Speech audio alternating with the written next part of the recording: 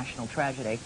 It was United Airlines Flight 93, and passenger Mark Bingham was able to call his mother on his cell phone from a locked bathroom to tell her that the plane was being hijacked.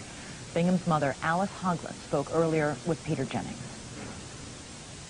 He said, "I just wanted to let you know that I love you." He was repeating that thing he had told Kathy a moment before.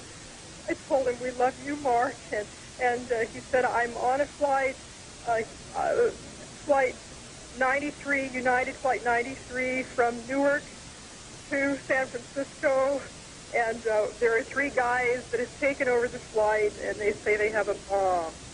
And I'm calling you from the airphone on the plane," meaning not his cell phone, I guess. I found out since that he was sitting in the last part of first class and that the flight was fairly light, not very many passengers, 45 people aboard. So he may well be able to take a proactive part in that, and he intended to do is target.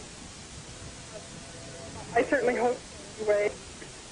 Ms. Hoagland, I hate interviews like this at this moment, and I'm sure you are suffering in ways that we cannot imagine. Did your son say anything else to you about the circumstances on board the flight? No, I wasn't able to be. He was cut off. Can you hear me all right? I can indeed. The plane, the phone went dead after a few seconds. I got the impression that he was being distracted badly by something going on around him. I didn't hear anything except the sort of confusion. I didn't hear any explosions, any yelling, just voices, and then he seemed quite distracted about saying a quite calm voice. So was a very close fellow, and then repeated that he loved us. He emphasized to me that what he was telling me was true. I told him I believed him, that we loved him, and the phone went dead. Terrible, terrible news from the mother of Mark Bingham, one of the passengers on board one of the 4 commercial airline jets that were hijacked this morning. Several of those passengers on many of those airplanes were, in fact, able to use their cell phones. Many of them were reported on the phone when they called loved ones that they had been hijacked.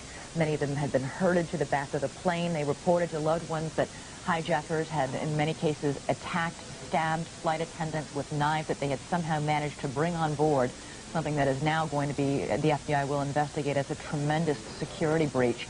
That later on, in one case, the pilot of the aircraft was taken to the back of the airplane, according to some reports, but several people were able to, in those terrifying moments, when I'm sure they knew something very terrible was on its way to happening, were able to call somebody, loved ones, on their cell phone and talk with them.